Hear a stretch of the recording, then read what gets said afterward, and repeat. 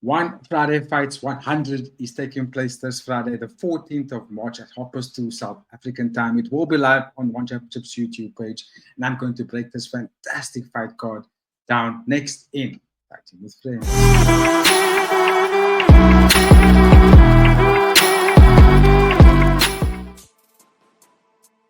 Yo, what's everybody? Welcome back to Fighting with Friends. It's your boy, Brother Kaya, back today to do another breakdown video of One Friday Fights 100. It is the 100 Friday Fights card, as you can see on screen, and that is a massive feat to have achieved.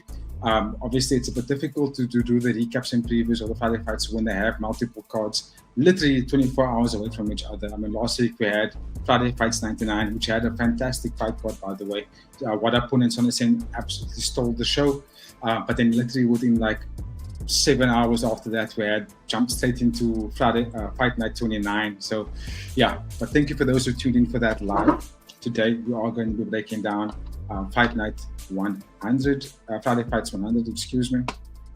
And yeah, again, another fantastic fight card, literally from top to bottom. A couple of debutants on the fight card, but that's okay. Nonetheless, as you can see on the screen, if you look at those fights right there, those are fights I'm going to be talking about. And yeah, it's at least set to be something spectacular. So let's hope so. But for now, I'm going to start with, as always, the top of the card with the main event.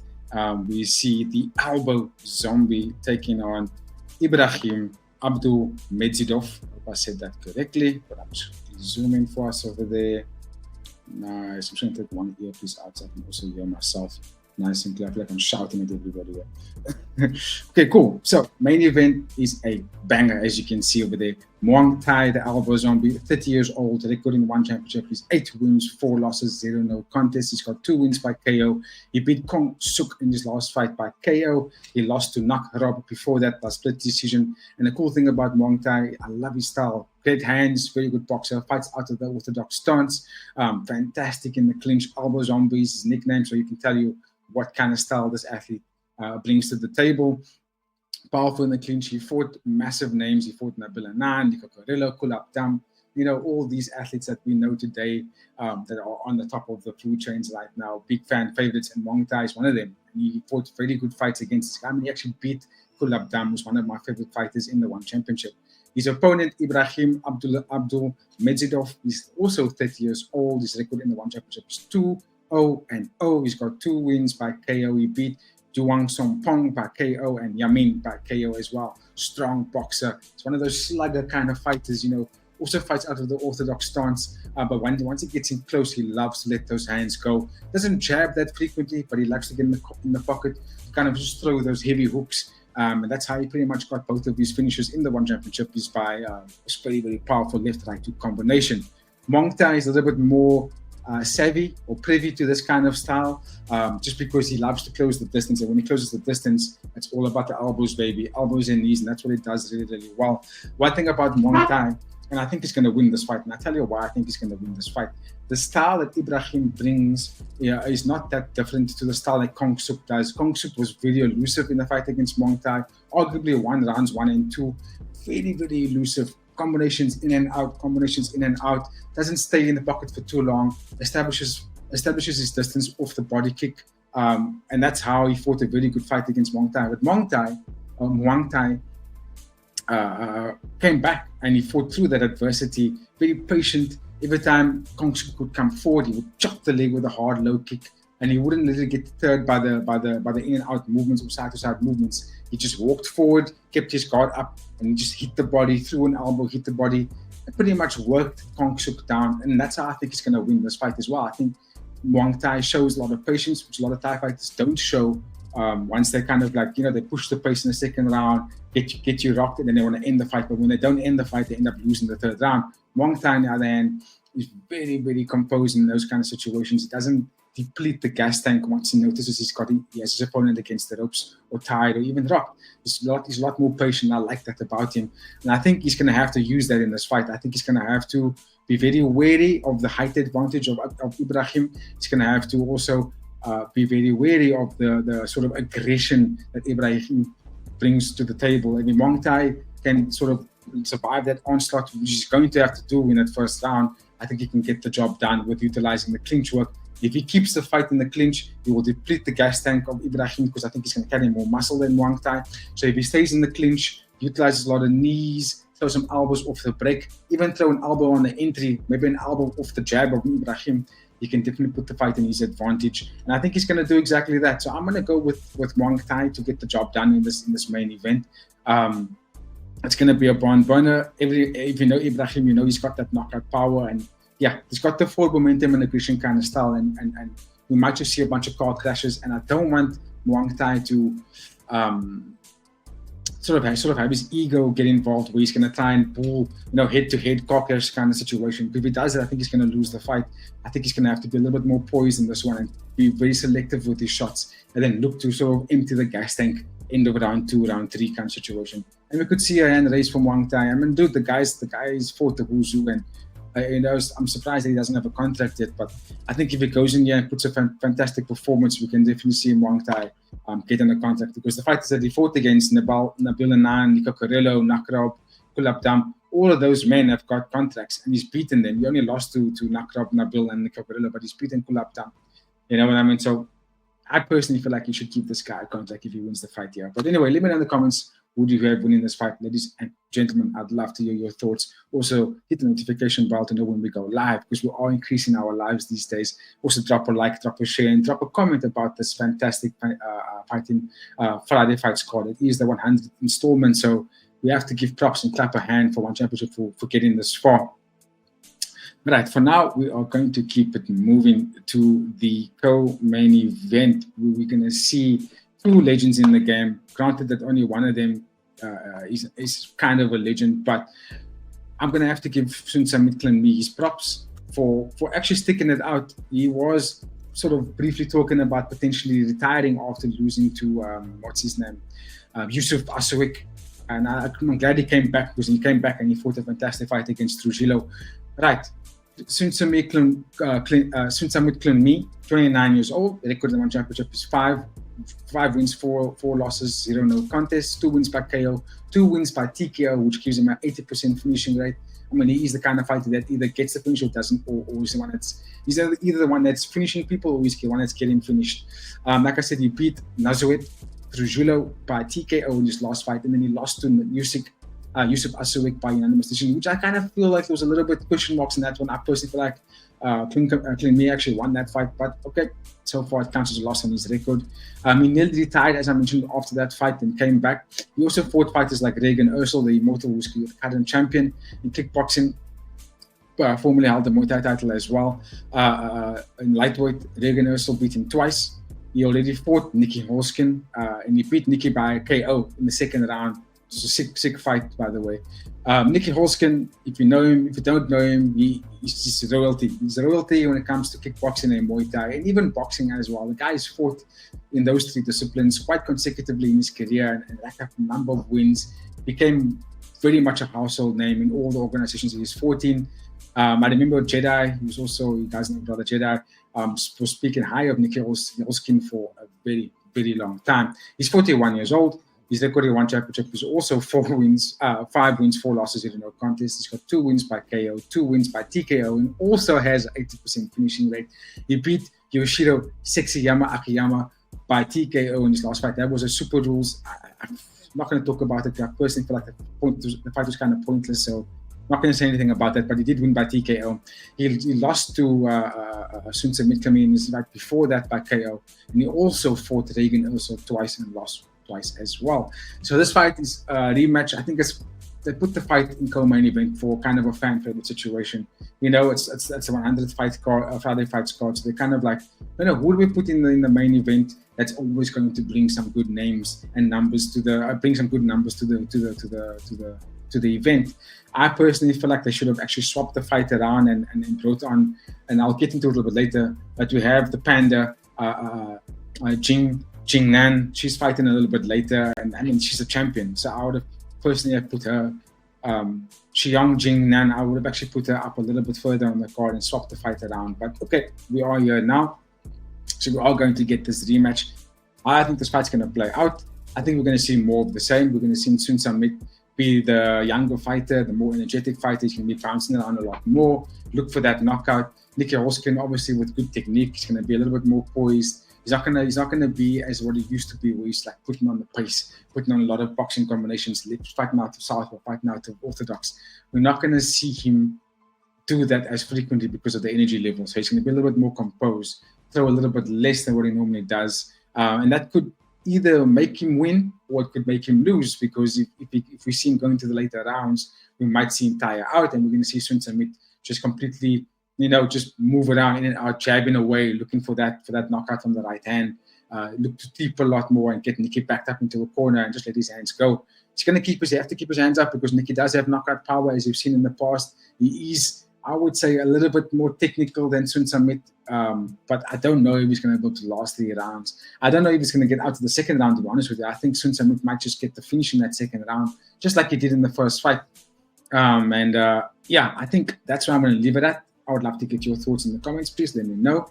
I can't see the fight going any other way. I think Nieky's past his best at 41 years old, and I think Sinsamut, being convinced by his coaches to stay in and not retire and come back, I think he's got a new life, second wind in him, and I think that's what we're going to see in this fight. I think he's going to be the one that's going to be more aggressive and get the job done, just because now he's got new life. I'm just a bit gutted that it's not in any weight, but that's what you're going to expect when you're fighting someone like Nieky Holzken. You know what I mean? It's probably going to be catch weight all the time, because this guy can't go for a title run. Nieky Holzken can't go for a title run. So how is he going to be making weight? At this point, is his mind going to be like, I need to cut weight because I'm going to be fighting for a title next, or I'm going to make a title run? It's probably like, no, I'm only going to fight super fights. I'm going to fight catch weight all the time.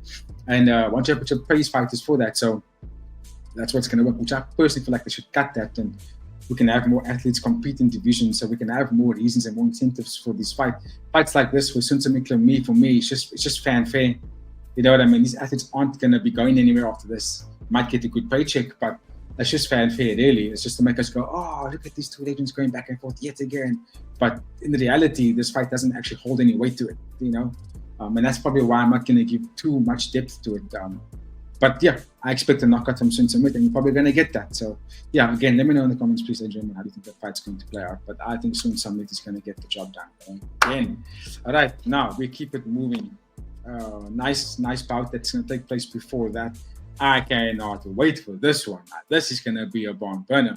Suakim, 29 years old. The record he won championship is 4 wins, 2 losses, and 0 no contest. He's got 3 wins by KO with a 75% finishing rate, 3-fight win streak as it stands. He beat Pandrit, and Pandrit has been a lot of hype around Pandrit. Fighting at the Superbond gym, there's a lot of talk about him. And Suakim went in there and put on a performance of a lifetime.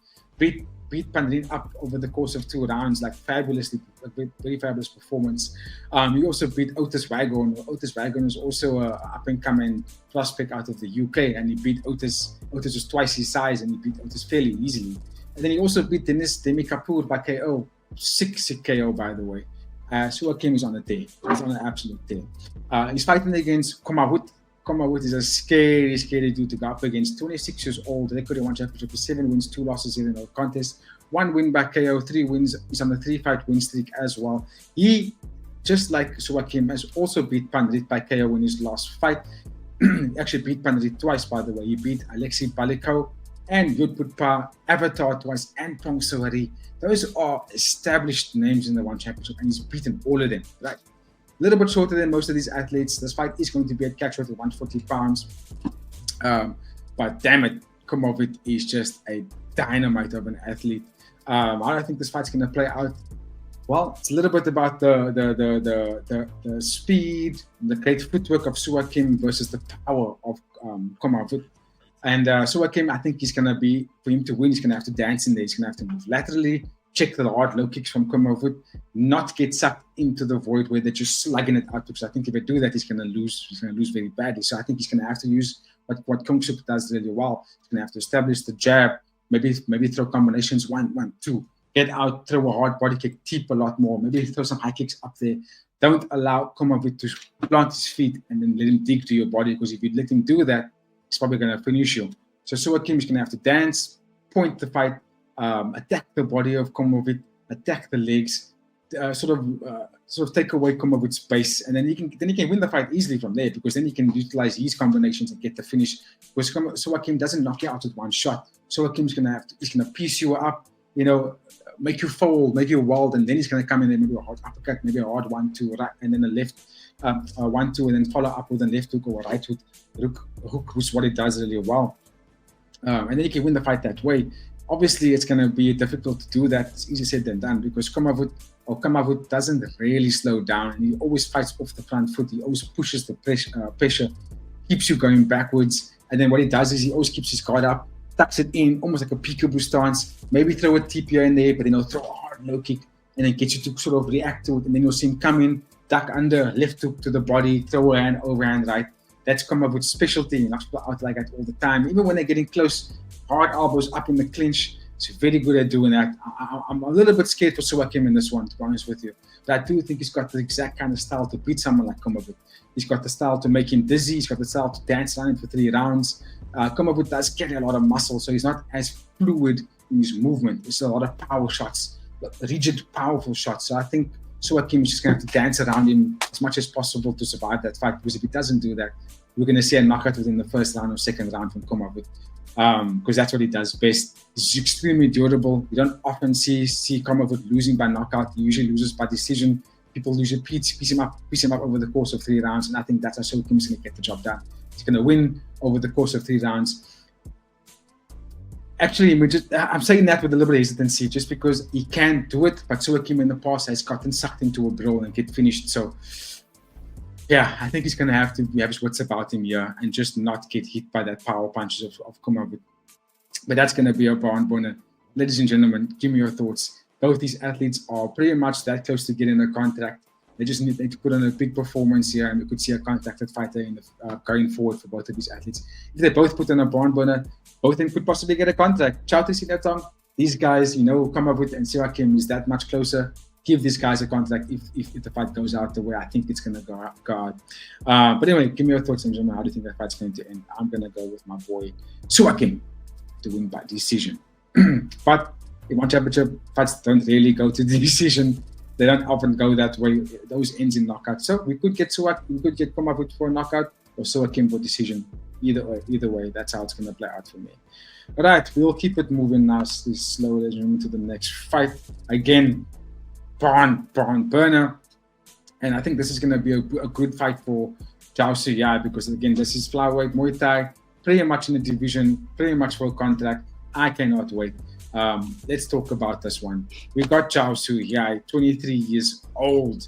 Record 1 championship is 6 wins, 2 losses, and 0 no contests. He's got 4 wins by KO with a 60% finishing rate. Also has a 3-fight winning streak. He beat Yodlek Pek by KO in his last fight. Beat Surian Lek, who's got a contract, who's fought on contact stages but doesn't have a contract. He's beaten Surian Lek by unanimous decision. He also fought big names like Kong Towane, Kong Suk, and Pet Sukamvet twice, beaten twice by the way. So that's just, for me, that's establishing names. Kong Towane's got a contract. You know what I mean? Surian Lek's fighting on contracted fights like fight nights and pay-per-view events. I would give Jaosuayai the contract, to be honest with you. He is taking on Denis Puric, the Bosnian special. He's 39 years old. His record in 1 championship is 3 wins, 3 losses, and 1 no contest. He has 1 win by KO. His last fight was against Ilyas Mahmoudi. That fight ended in a no contest due to Ilyas Mahmoudi, unfortunately, got fined for doping, and unfortunately had to pull away that victory for him. But wishing him all the best to come back from that. He lost to Rodtang before that as well by unanimous decision, and then beat Jacob Smith before losing to Rodtang. So Denis Puric has been in there. A little bit short for the division, but a lot of power, heavy hands. I think a little bit old right now. He's becoming the kind of athlete where you put in fighters like Jaosuayai, the youngin, to go up against Denis Puric. You beat Denis Puric, you get a contact, you beat the ranked fighter. The stage is set for that kind of thing. If Jaosuayai loses this fight, he's going to have to go 1 step back, unfortunately, and then fight another Friday fight card to maybe get back into that contact contention. I don't think this fight play out. I think Jaosuayai is going to beat Denis Puric. I think Denis Puric is a little bit too old for me. He's got a good style, but I don't know if the style is good enough to challenge for a title, especially because if you look at Jaosuayai is just and battery. The guy doesn't get tired. Pardon me. Hard body kicks, good teeps, good low kicks, fantastic footwork, in and out movements, fights off the jab, can throw uppercuts and dance out of the way. Just a very, very good, elusive fighter to watch. Very young, and I think he's going to be a very, very much established contender in the flyweight division. I definitely think if he wins this fight, give him someone like Kong Thawani next. I mean, Nong O just came down from bantamweight into flyweight, lost against Kong Thawani to a very, very narrow fight. So I think after losing that fight, if Jaosuayai wins here, Nong O is standing right there. That would be a fantastic fight for Jaosuayai as he grows in this division. As you can tell by my excitement, I'm going to go with Jaosuayai. I think he's got the similar style to Denis Puric, but just younger, more polished. The only thing I could maybe count against Jaosuayai is that maybe is the experience. Is the experience going to catch up to him against Denis Puric? I don't think so. I think Jaosuayai is just taller, faster, going to be more powerful. He's just not going to, if he evades the car crashes where Denis Puric, you know what he does in car crashes? He puts his head down and he just starts slugging away. He relies on that power, hard body shots, hard uppercuts, almost like John Lineker. But I think Jaosuayai is a bit more privy to that. I think he's able to navigate and mitigate those decisions or those situations. And I think he's going to win the fight by decision. It's hard to knock out Denis Puric. He's one of the most durable guys in the flyweight division. Rodtang pieced him up and didn't knock him out. So I think Jaosuayai is just going to win the fight by decision by utilizing an overall arsenal of Muay Thai. We're going to see him getting in the elbows if they get close. We're going to see him fight on the outside and use a lot of jab movements, 1-2s, hard low kicks, hard jabs, and just look to be active in every moment. And that's how he's going to win the fight. I can't see it going any different. So if you guys out there see the fight going differently, all the Denis Puric fans out there, let me know what Denis Puric can do differently to tip this fight in his favor. But I think he's going to come up against a young prospect here that's just going to be way too determined and way too powerful and going to win the fight. And yeah, that's a massive matchup for one to put together. And I'm glad they did that because Jaosuayai needs something like that. He needs a fight against someone who's considered to be elite, someone who's in the rankings right now. So I think it's a good matchup for Jaosuayai to establish himself in the flyweight division. Let me know in the comments how you think that fight's going to play out. I cannot wait. Just a reminder, it's going to be this Friday, the 14th of March at 2:30 on the One Championships YouTube page. You can catch it over there live. All right, ladies and gentlemen, we're going to keep the card moving, keep the preview moving. Won't talk about this one too much just because Panpayak, legend, fought Super League multiple times, but he is taking on someone we don't know. This is a debutant in the One Championship. So a little bit about Panpayak. 29 years old, record in the One Championship is 5 wins, 3 losses, 0 no contest. Obviously fought hundreds of thousands of times outside of the One Championship.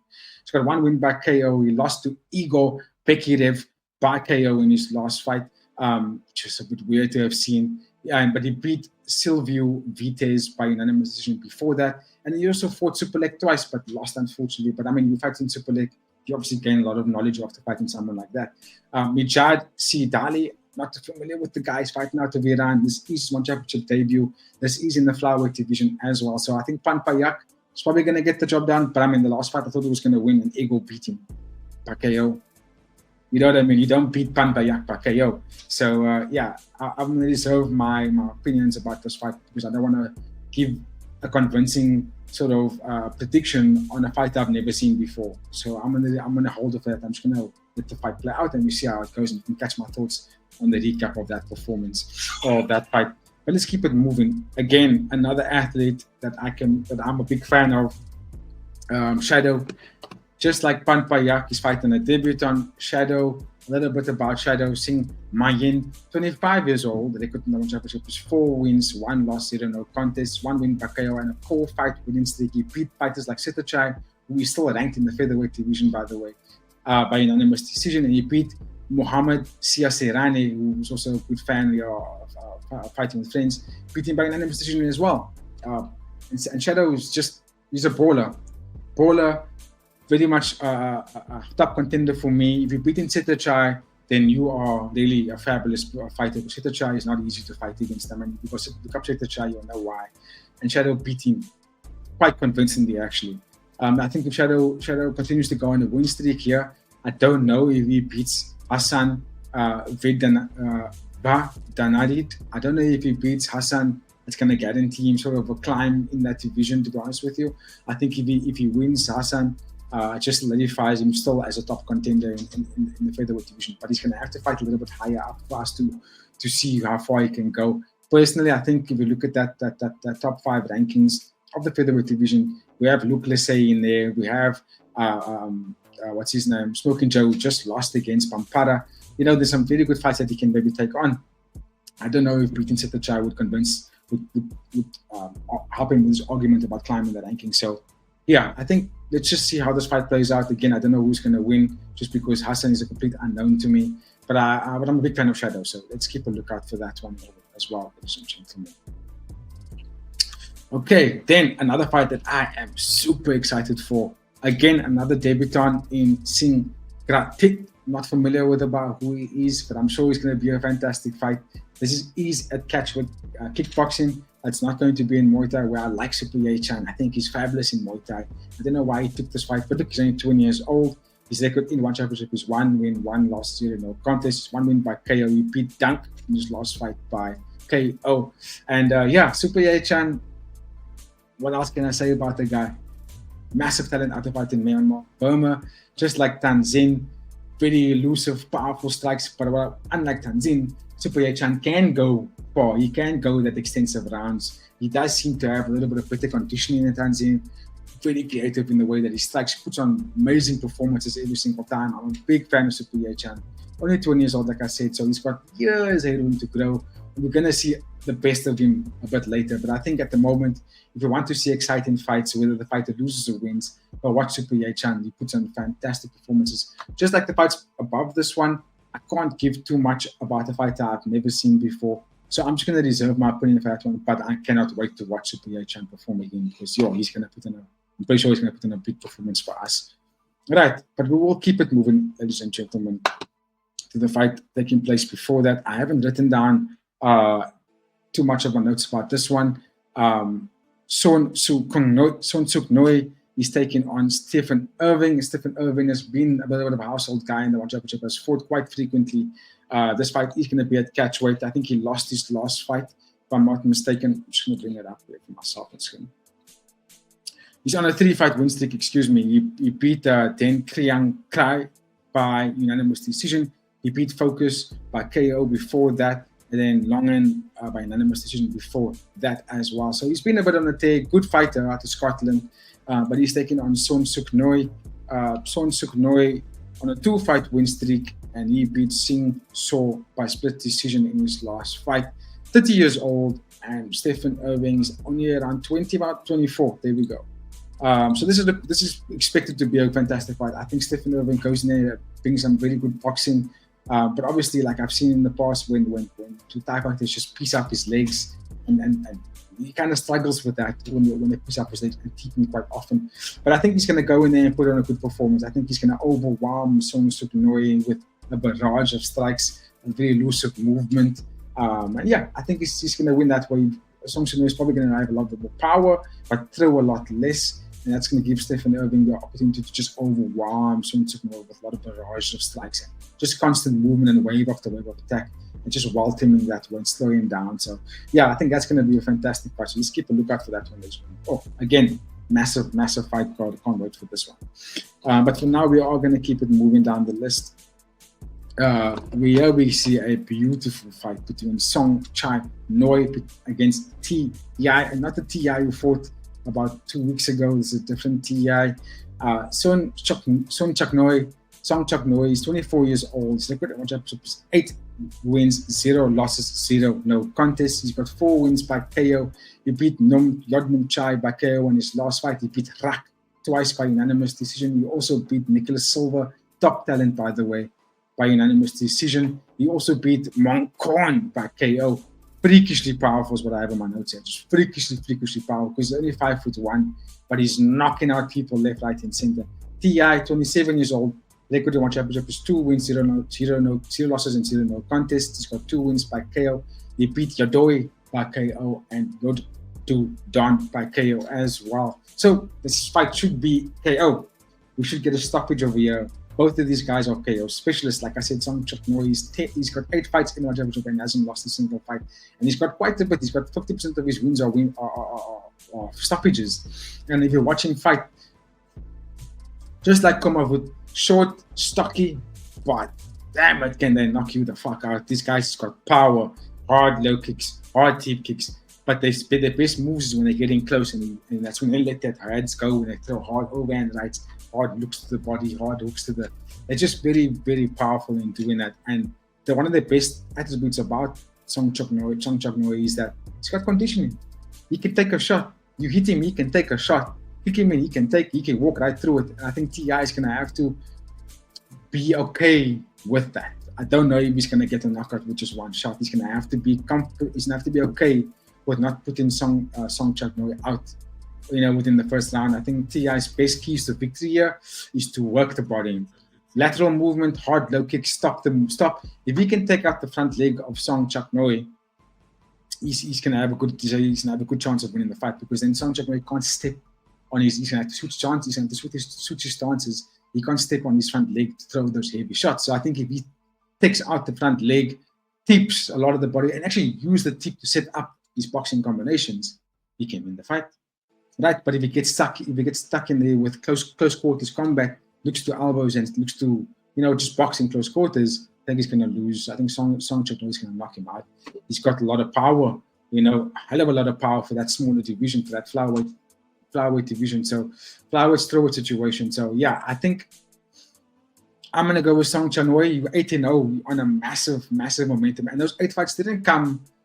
He fought last year once, and then once again here. He's been fighting frequently throughout 2022, 2024. He's been very frequent. So, yeah, I'm going to go Songchainoi with the KO, possibly round 2 as well. But let's see. Maybe Teeyai proves me wrong and dances around and, gets the win maybe in the later rounds. But that fight's going to be a bomb burner. So look out for that one. I cannot wait, ladies and gentlemen. But we'll keep it moving to another fight that I personally believe should have been much higher up on the card, much higher, just because of the credentials of these two athletes and also their rankings and what they bring to the table.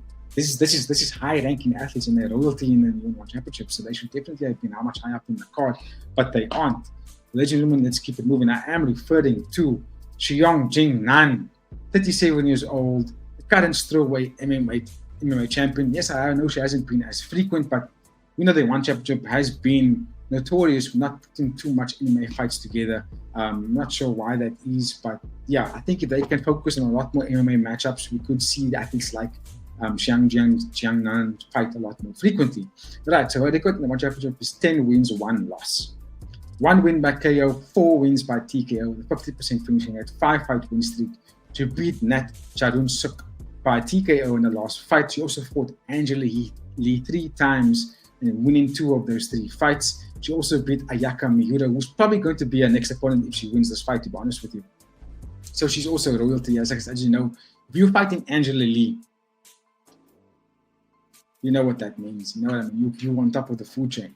Angela Lee is considered to be one of the best athletes in MMA when it comes to One Championship, possibly the world.